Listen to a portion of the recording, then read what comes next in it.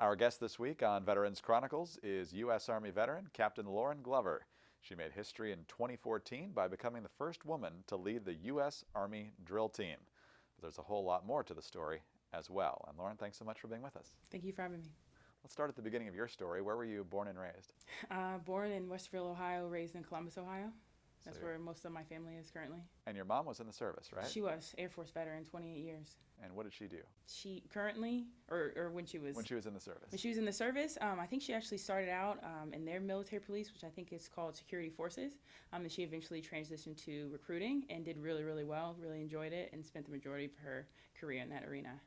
So did your interest in the military stem from watching your mom, or was there other reasons you joined? I think a little bit. I mean, it's always really cool to find her uniform and try it on and play in her boots. My mom took us to a lot of family readiness events, different things like that. So we were around it, but I don't remember ever thinking I really want to join the military as a patriotic thing or as a job per se. Just very interested in the different things about the military because you don't see it day to day. It didn't really hit me that I wanted to join the service until college. I majored in psychology and deciding the population I wanted to work with. I thought military would be an interesting one. I value service because of my mom and my dad. My dad's a retired firefighter, so service is a big thing in our family. And when I decided I wanted to work with veterans, I thought, well, why not join so I could understand some of the things that they go through. So it's about service and scholarship. A little bit, yeah, a little bit of both. Very interesting. Yeah. Why the Army? The Army, because it's the biggest branch, because there are all these different opportunities. If I want to learn about the different lives of military personnel, why not the Army? Because I can go over here and meet these people, go over here and meet these people, go and attach to these people and do these things. So when I got commissioned military police. The military police can do a lot of different things within the military police branch umbrella, and then as well they can get attached to infantry forces. They can go all over. So that was just kind of the idea behind it. It was what branch gave me the biggest opportunity, the widest net to learn as much as I can. Where did they train you for MP duties? That was in Fort Leonard Wood, Missouri. That's where I went. So basic training was in Fort Sill, Oklahoma. I got commissioned through Fort Benning, their officer candidate school, OCS, and then I went on to Fort Leonard Wood in Missouri. And what did you do there? You learn a lot about being a leader. For military police soldiers, you learn about, they have CID, so Criminal Investigation Division. They have correction soldiers, and then they have the law enforcement soldiers you see similar to day-to-day policing. So you learn about what is the requirements for your soldiers to do those things and how best to approach leading them. So that's what we learned there. And was it from Fort Leonard Wood that you went to Guantanamo? Yes. And what was the assignment there? The assignment there was to work within the detention facilities. So my soldiers there were law enforcement soldiers who work corrections. And so you learn very quickly the history of the island, the base, what you have to do, how to approach your job, how to motivate your soldiers. So that assignment was a big deal to me. It was very different than what I expected I encounter, but I learned a lot there. Well, let's get into that a little bit. When were you there? I went down there, I want to say in October of 2012, I believe, and I stayed until, or maybe September of 2012, but then I stayed until October of 2013. You said it's different from what you expected. What did you expect, and how was it different? I guess you hear military police, you just think of policing. So I thought I'd be doing some sort of policing on a base in a garrison environment, maybe here in the United States, or doing some sort of policing in a deployed environment. I didn't think about being in a detention facility or a jail, which is really cool because it broadens your horizons. It helps you learn more about what soldiers can do. So definitely different. Was life entirely on the base? Did you interact with the Cuban people at all? Nope, you're pretty much separated from the Cuban people. Historically, they didn't want us there, so you're very separated, which I didn't know, and I learned about once I got there. A little disappointed that I didn't get to know a little bit more about Cuban culture firsthand, but they did have Filipinos on the island and Jamaicans on the island, so did get exposed to other cultures. So that was pretty cool. And then, interacting with the detainees and learning about their backgrounds and their environments that they grew up in, or where they came from. You still got to learn about others, so. Talk about the detainees a little bit. That's not an experience that most people get. So talk about the expectations versus the reality of those interactions. Okay. So with those guys, you come in and people label them terrorists. That's what they are. When in reality, a lot of detainees there have never gone to court, have never really gotten their sentencing. There was 2 prisoners, I think, when I was there. So those are prisoners. That's how they're labeled, because they've gotten their sentencing or whatever, they've been judged. The detainees are essentially just being held, citizens or civilians. So you have to keep that in mind when you approach them. They've done nothing wrong. Don't go overboard. They deserve this. This is what they get. You don't give them extra. You don't give them less. You treat them as a human being. Guantanamo Bay is a high visibility base. You don't want to mess that up. You don't want to affect our brothers and sisters deployed because something silly happened here that was uncalled for. So that's how I approached it, just to do my job to the best of my ability, and then treat the person across from me with respect and dignity that they deserved, and to get through my time and move on. And that's what I tried to instill in my soldiers the same way. I think for a lot of my soldiers, they didn't expect that sort of environment. They joined very patriotically to fight our enemies, to keep America safe, and they essentially have to take care of people labeled as terrorists, people that might have done very bad things to the United States and our brothers and sisters in arms. How do you keep your soldiers with a level head, focus on the mission? So it's a lot of conversations about the situation, a lot of conversations about the history of the island, a lot of conversations about how they can be impactful. So I try to empower my soldiers, to keep them knowledgeable, and to keep them with level heads so nothing bad happened while I was there. That was the goal.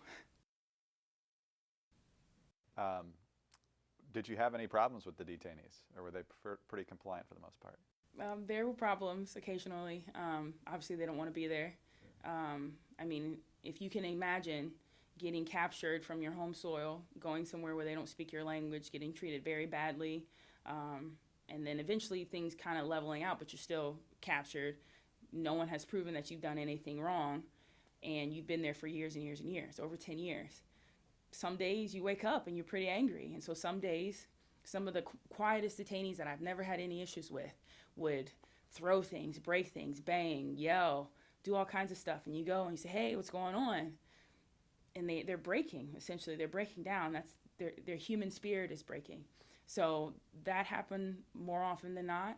Sometimes detainees did engage in their own form of warfare. They would use urine, feces, vomit, semen, blood, and try and throw it on you. That's what they had access to, so that's what they did. So some days you came in and someone got a cup full of poo thrown in their face. And how do you handle it? How do you keep heads in the right headspace so no one retaliates in a very negative and violent way? That's what you focus on. But most days it was pretty calm. Most days we got through it without any issue. Some days were worse than others.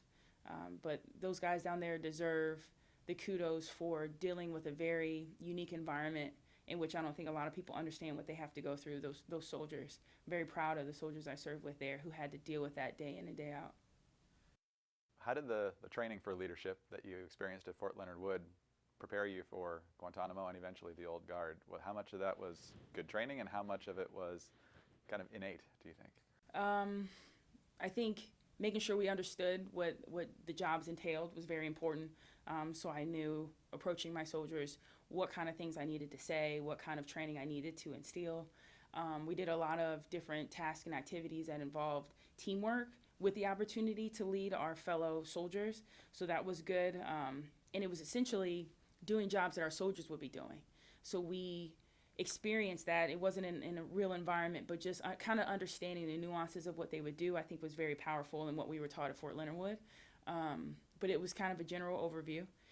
I think my education from undergrad and the different experiences I experienced at the University of Findlay, that's where I went to school for my undergrad, really helped me because we had a very large international population. So being able to work with people who are very different than me, who understanding that they came from across the world into this place that they're not used to and what they go through, bridging those gaps was very powerful. So then when I went to Guantanamo and I was, face to face with someone different than me, it wasn't so new. It wasn't the first time I had ever met someone who didn't speak my language, who didn't necessarily believe in my values or my religion or what have you. It's just, this is how you treat someone who's different, and it's with dignity and respect, very easy. So I think it's been a combination of all of my life that helps me adapt and in the way I apply my knowledge to new and different situations. How'd you get from Guantanamo to the Old Guard? So typically, military police officers or platoon leaders in Guantanamo go right back to Fort Leonard Wood. That's what I had heard, and I wasn't really ready to go right back. I wanted to see if there was anything else I could do. So I reached out to my branch manager for MPs at HRC in Fort Knox, and I asked, I kind of begged really in the email. I said, if there's anything else I can do, if there's anything out there, please let me know. I'd be more than willing to try a new experience. So I believe she got back to me and she asked how tall I was. And I told her, I thought it was an interesting question, but I told her, and she said, okay, well, there's the Old Guard, so you can go there. It's in Fort Myer. And I was like, okay. And so I got on Google and I Googled Fort Myer. Well, when you Google Fort Myer, typically Fort Myers, Florida shows up. So I'm like, oh, I'm going to Florida. This is great. And then I started Googling the Old Guard. And when the Old Guard comes up, it's typically the Tomb of the Unknown Soldier, which is in Virginia. So now I'm confused where I'm going, but I'm going to be guarding a tomb. Like, is this what's going on? Nothing of what I actually experienced. But so that's kind of how it happened for me going from potentially going back to Fort Leonard Wood to going to the Old Guard. Once I learned more about the Old Guard, I realized it was a ceremonial unit. And they asked how tall I was, because they want people to be a certain height for the uniformity of the unit. If you're going to be in ceremonies, it doesn't look as good with really tall people, really short people. So they try to have a typical standard. So with women, I think they want women to be at least 5'8" or taller. There were women who weren't that height when I got there. It's harder for them to get into ceremonies, but they still do their job for the Old Guard, which is still great. It's just they might not be able to have the additional roles of being in ceremonies. So I came over to the Old Guard. I came over to, I believe it's 289th. That's their military police unit. So the Old Guard is the oldest infantry regiment in the Army. It's an infantry regiment, so you think all the units are infantry, and a lot of people don't know that the military police company is there and it's attached. And I think that's really important to know, because then they get represented in these ceremonies and things. Not only do they do their job of protecting the people on base, but the foreign dignitaries, the president and high-level officials within the ceremonies in Arlington National Cemetery, but they also get to be a part of be in these ceremonies. The infantrymen there are typically tasked only for the ceremonies. They don't have any other additional duties. So those guys are pulling double duty. They're doing a lot for that unit, which is really cool. Military police soldiers, saving the day. So, Lauran, let's pause real quick. We'll come right back with more of your story here on Veterans Chronicles. Okay. Our guest on Veterans Chronicles is U.S. Army veteran Captain Lauran Glover. And she made history in 2014 by becoming the first woman to lead the U.S. Army drill team, which we're getting closer to in her story here. So you were assigned to the Old Guard as part of a military police unit. Mm-hmm. How did you then get connected to the drill team? Okay, so shortly after I joined the military police unit there, which is it's customary to meet your raiders. So your commander of the military police company is going to be your first raider, and then your senior raider is going to be the battalion commander. So I go into my battalion commander's office, talk about my goals. He talks about what the unit does, all the customary things, and then he asked me to stand up. So I said, okay. So I stand up, and he stands up, and he kind of measures my height to his height, and he's like, okay, good. Get ceremony qualified as fast as you can. I said, okay. So I had not really even yet learned my job specific to the unit for the military police company when it became very apparent that they wanted me to stand in ceremonies as well. Because I was a taller female, it wouldn't detract so much from the other males within the unit, which I was very proud of, very excited. Called my mom and told my mom, it's very unique that your parents can come and see you do something within your Army mission set. They couldn't come to Guantanamo Bay and see what I was doing. I could tell them very limited things, but with the Old Guard, they could come, they could point me out, they could take pictures with me. So that was very special. So I was with the military police company for about a year. While I did my traditional role of leading my soldiers within their law enforcement responsibilities and within Arlington and doing those ceremonial security missions, I was being tasked for various ceremonial missions. And I was doing them well. So I kept doing them. And then around the end of my time, I wasn't sure if I was going to leave the unit entirely, and go back to Fort Leonard Wood. I didn't know the opportunities there, and so people started talking to me. They said I had done really well. They had offered me the special reaction team within the military company, which is akin to SWAT. So that was pretty neat to think about the training and leading that group. They had also offered me the Tomb of the Unknown Soldier, which was very cool, very high honor. I was very interested in that. But during my time doing the ceremonies and watching the twilight tattoos and stuff, I saw the United States Army drill team perform. And I was blown away. And I thought, wow, look at those guys go. Like, I didn't know what this was. But every time I remember I would stop and I would watch and I would watch and I was watching. And it's essentially the same drill every time for about 6 months to a year. But I was just mesmerized. And so I had gotten to know their platoon sergeant at the time. And I asked him how it works, how people lead the team, not really thinking it was an opportunity for me to do, but just wondering how people got into it. And he shared it. And he asked me if I was interested. And I said, well, I'm interested in knowing. He said, oh, are you interested in leading? You could do that. And I was like, I don't know, but okay. Just kind of brushed it off. It was in the back of my mind. But when they asked me what I wanted to do, and I think around the time they had talked about the Tomb of the Unknown Soldier, I just asked, is the United States Army drill team an opportunity I could have? And it took I think it was the executive officer, major at the time, took him by surprise. He said, let me ask and see. And that was the end of the conversation for about a month. And so I'm going to backtrack a little bit too, because I think this is important to share the whole thought process behind this. So the platoon sergeant had told me, I didn't know, he was trying to encourage me to do it. Somehow my husband got involved in this. My husband's very supportive. He's always, I think, my husband's also a captain in the United States Army. He's a reservist. He's actually a police officer, his day-to-day job at the United States Capitol. So he would come to all my stuff. They knew he was my husband.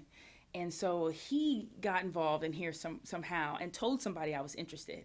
And so it was kind of some backdoor dealing of, she's interested, get her to ask about it. Why didn't she ask? And so he asked me about it. I said, there's no women out there. I don't think women can be a part of the team. And he goes, well, why don't you let them tell you no? I'm pretty sure that's what he said. Why don't you allow them to tell you no? Why are you telling yourself no before you even try?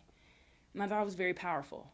And I thought it was very powerful that me being the first woman, men were involved in this happening. And so when you have big changes in power differentials, you have to have help from the majority. And I did. I had some great men behind me to support me and allow me to do this. And they didn't tell me how to do it, and they didn't push me or make me uncomfortable. They uplifted me, they empowered me, and they gave me a choice. And so I made the choice to ask. I did. About a month later, I think I was putt-putting at it might have been a Spirit of America thing. The Twilight Tattoo, but it's the bigger show that travels. And I was putt-putting with some other soldiers out there, and someone came up to me and they said, they're going to let you do it. And I was like, wow. Like, I probably did what I just did now, just this huge breath, like, really? Like, I don't think I expected them to say yes, but okay. All right, cool. So we'll see how this goes. So we finished out the Spirit of America season, and we came back, and we started the preparation. So I started asking a lot of questions. That's just kind of how I am, especially when I'm nervous and I don't know what to expect. I asked a lot of questions. I tried to learn the history of the team. I tried to be around the team to see what they did, their structure, what kind of qualities the current leadership had, and where those qualities fit in with me, and then what kind of qualities that I had that I could bring to the table. Because at the time, I believe it was a first lieutenant, but traditionally it was male infantry captains who were leading the United States Army drill team. And at the time, I was a female military police first lieutenant. So very different. But it worked well. The guys were prepped before I came by that same platoon sergeant who had encouraged me to ask and try. And there were some bumps in the road, but we overcame them. We talked a lot about what it would look like with me being there. I think me sharing that I wanted the best for them, that the mission always came first, that I wasn't there to detract from anything. I was there to help advance the team. I think the team eventually came to believe that about me and knew that I had their best interests at heart. And after that, we were a solid team, and we just went forth and we did the best that we could do. Now, there still were detractors. I mean, outside people from even the whole entire unit, just random people on the internet had things to say about me being there, which is hard to read. But within the unit, I had subordinates, peers, superiors who had things to say, who meddled in things that I was trying to do. So it wasn't smooth sailing in terms of that, But for the most part, I had a core group of guys who were very, very supportive of me and knew that I wanted to place the mission first, and that's what they wanted to do as well. And so we did some things that the team had never done before when I was there because of that. So I'm very proud of my time with the team as well. We're speaking with Lauran Glover, U.S. Army veteran and the first woman ever to lead the U.S. Army drill team. Did it in 2014, 2015. And Lauran, your story is very motivating and very powerful. The people who were behind you, who were vital to you getting this position and making history. And then there's also the detractors, and we might talk about that a little more. But first of all, what does the fact that you made history mean to you? I guess to me, really, it's a little bittersweet. It's one, why was I the first? Once we get rid of all the first, I mean, the first is a great honor, but I think it'll be better for everybody when there's no more firsts. That's when we'll know that the playing field has been truly evened out. When we know that there's no more doubt created by a certain demographic having the opportunity for something. So that part of it is hard for me to think about in my achievement. But the other side of it is I'm very proud, I'm very honored that I was chosen to do it. I think I did really well with the position and with the opportunity I was given. I hope it's seen that way. And then I've said this before, and it makes me feel a little silly, but it's really important to me, is that in my day-to-day life, I try to be the person that the small me needed, almost that mentor or that person to look up to. And I think me at age 6 or 7 would be really proud of me now to know that in spite of my struggles or self-doubt, I still go for it. I'm still achieving, and it's not success every day. It's resilience and growing from my failures and moving forward. So that's also what it means to me too, and I hope that other little girls see that. I hope that other women see that. I've been very inspired by other women in my life, and men as well, but other women in my life who have shown me that you can be strong and be a woman and go for your goals and your dreams. So I think all that wrapped up together in a nice little bow is what the entirety of it means to me. Real quick on the detractors, from what they wrote or said to you, was it clear that it was more about you being the first woman or a woman of color as opposed to whether you were qualified for this? Yeah, I think it was more about being the first woman. I didn't see so many things related to my race. I think it was a big deal that I was a woman. If you see an infantryman in his uniform, you'll see a blue cord. You gain that when you become an infantryman, and it's very special to them. It's very important to them. So to see someone without that cord standing in front of them is a big deal. And there's other men in the service who don't have the cord, who are from different branches. So I think, again, that comment might have still been said, but women didn't have the opportunity to be infantrymen when I was coming up. I didn't have the opportunity to be branch an armor officer, to branch an infantry officer. So the fact that I didn't go through any of that, but I was still able to lead these solid soldiers, I think people had a problem with. But at the end of the day, every soldier is taught to shoot, move, and communicate. We're all taught that, so we all have that common basis. And from there, I would hope that they would trust that I would try to educate myself to make sure that I'm not letting these guys down. Yes, our primary mission is to go and do these great, breathtaking drills, but at the end of the day, I want to set my soldiers up for success, just like if I was doing it for my military police soldiers. So I asked, I researched, I resourced, I found opportunities for them to develop as infantrymen, so then when they moved on, they weren't held back because they were led by a woman for a year or so. Talk a little bit about the history of the drill team. I think folks, whether they've seen it in person at the Iwo Jima Memorial or the opening credits of A Few Good Men, you can see drill teams, yeah. Although I'm not sure that was Army, but it's obviously ceremonial. So explain why that's such a revered part of the armed forces. Okay, so I don't know a whole lot about the history, but I'll share what I do know. I know every branch has their own service drill team, which is very cool. So the drill team is one of the 3 specialty units within the United States Army. You have the Tomb of the Unknown Soldier, you have the drill team, you have the caisson platoon, and those are the individuals you see riding the horses, pulling the caskets at the military funerals, and they're all located at Fort Myer in Virginia, right next to Arlington National Cemetery. So the drill team was developed I think and I believe, to garner support from the American people. It was something that could travel, that was safe for people to see, and there were soldiers that people could interact with. But it also showed a lot of parallels to the Army without essentially showing the mission capabilities. It showed the dedication to duty of these guys train all day, every day to be as excellent as they can at what they do.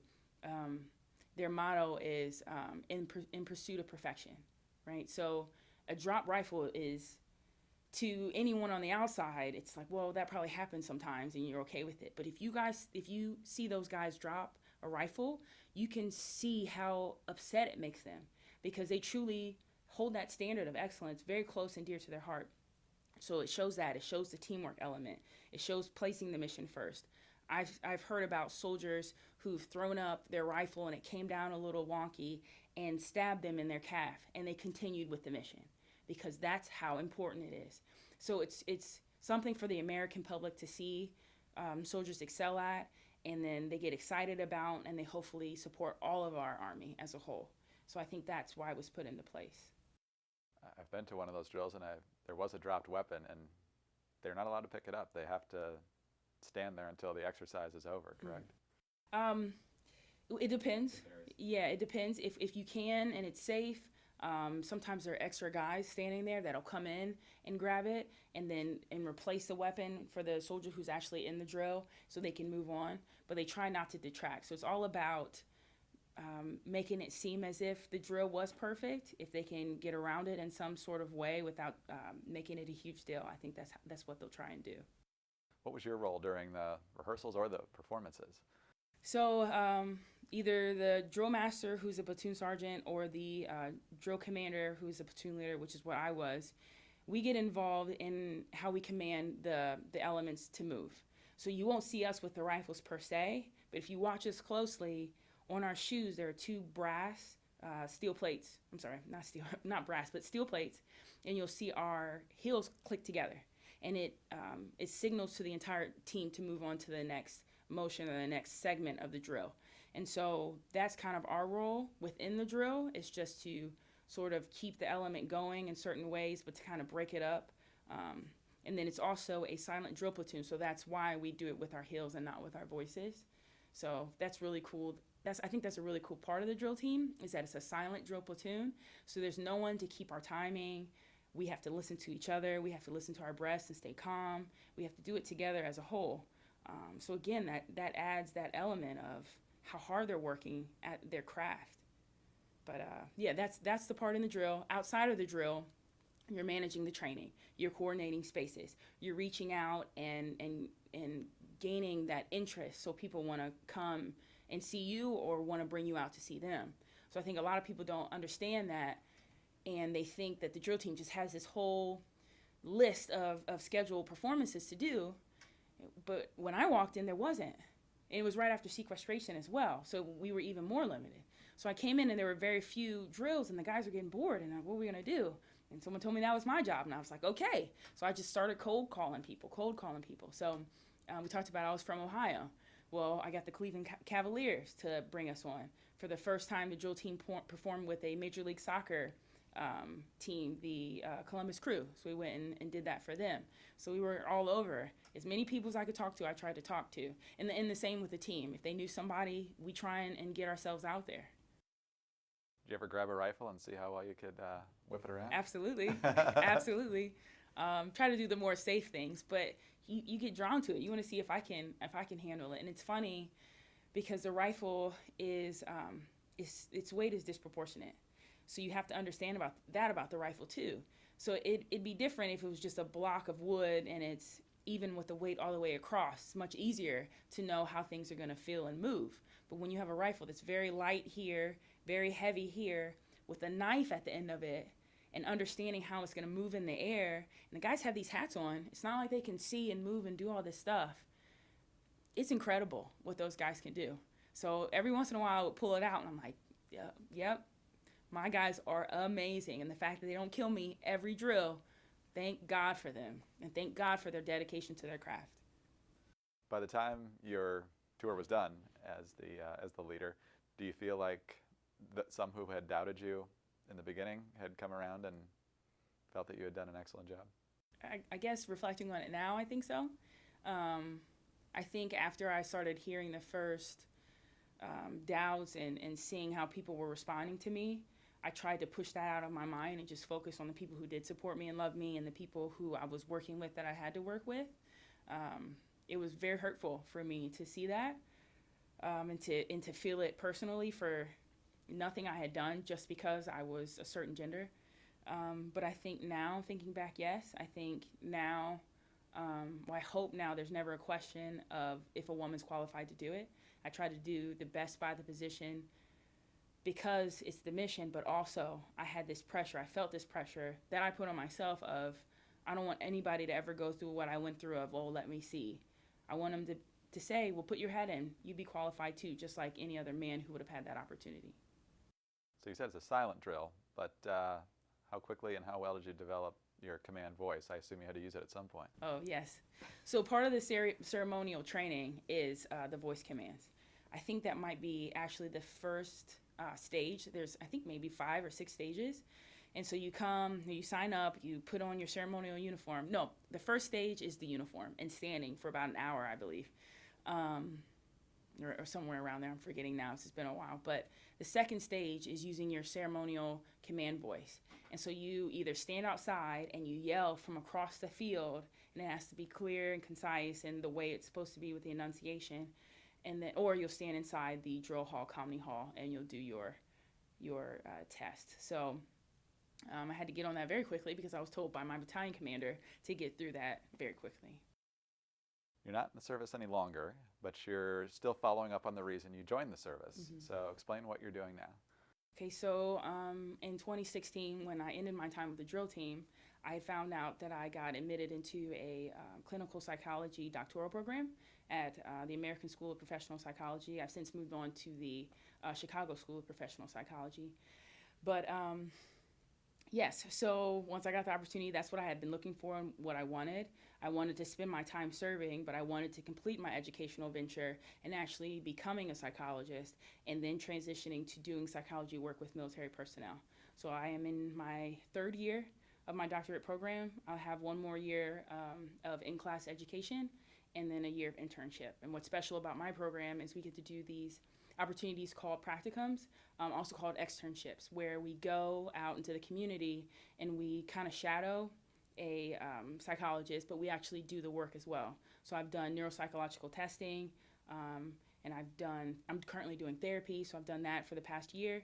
And then next year I'll do more testing, but I'll do it with little ones. So I'm pretty excited about that. It's kind of helping me form what I want to do with soldiers. And that's obviously a huge need right now. There's so many who are hurting in a variety of ways, right. Who are in combat. What's that been like to see up front and close? Well, I'm not going to say I've been around it a whole lot. I think there's more people who have more experience with it than me, but I am aware of the reality of it. I did lose a soldier from the drill team to suicide. And we know the statistics of that, and it's outrageous that it's more than one. It would be outrageous if it was even one, if people are hurting that much, but they essentially gave their life to the service, that they didn't get the support that they needed, and they didn't get the medical care that they needed to help them transition from what they experienced. So I do understand it, and I want to be the best clinician I can to those sort of people when I have that opportunity. So I keep that in mind every day. And I'm very grateful for my experience within the service to know and understand that. And once your doctoral program is done, where do you see yourself? Where do I see myself? I'm not sure yet. I'm really interested in TBI. I think that's very special and very interesting. And maybe a TBI research facility, but also doing some sort of therapeutic help. I don't know if I want to. I have a lot of, you asked this question, I have a lot of ideas, so I don't really know. But I could join back and go on active duty and get deployed and do some clinics and things in that arena, or work with a TBI clinic in the VA, or with active duty members on the contracting side. There's all these different opportunities that could present themselves, so I'm not sure exactly the route I want to go. But I do know that I miss wearing the uniform, so I feel like that's really pulling at me. So we'll see, but I'm not exactly sure just yet. I think I already know the answer to this, but if you could go back to when you first were thinking about taking over the U.S. Army drill team. Would you do it again? Absolutely, in a heartbeat. Yeah. Yeah. What do you say to, you said your 6 or 7-year-old self would be pretty proud of yourself I think so. for doing that. So what's your advice to girls who either, even if they're not even thinking about the military, but if they are, or they're just, they see what you've done, what's your message to them? I guess just in general and in life, so it applies to anybody, is don't hold yourself back from opportunities just because you don't know if you'll fit. Life isn't a puzzle where we all fit perfectly to every situation. Sometimes we're shaped differently for a reason, and we can bring those different qualities to whatever we're engaging with or performing, and it be very special and a good additive to it. So I guess, yeah, just don't hold yourself back. If you're interested in something, try and see. Let them tell you no. But yeah, I mean, you are enough. You can be enough. You can grow into what you need to be. Don't hold yourself back. Well, Lauran, it's a great story. We thank you for your service to our country, and it sounds like we may not have seen the last of it, so we'll keep watching that, and good luck with your ongoing studies, which are very important as well. Thank you. Thank you so much. Lauran Glover, U.S. Army veteran and perhaps future U.S. Army soldier. We'll find out. Captain, and in 2014 became the first woman to lead the U.S. Army drill team. I'm Greg Columbus. This is Veterans Chronicles.